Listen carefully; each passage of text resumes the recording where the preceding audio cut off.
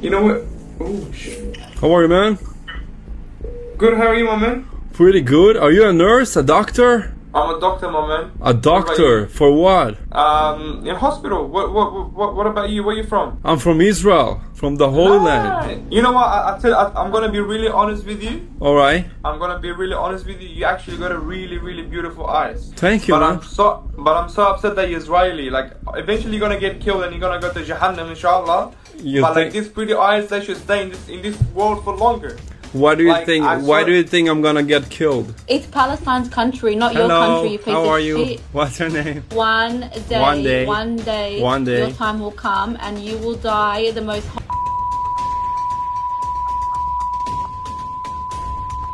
We spread listen to me. peace. Listen to me. And you spread when your time comes. How are you, doctors?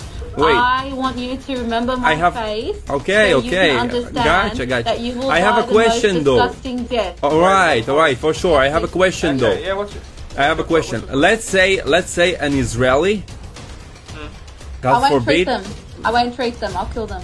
You'll kill them? So if an Israeli is in Australia and God forbid something happened to him and he comes to your hospital, would you kill him?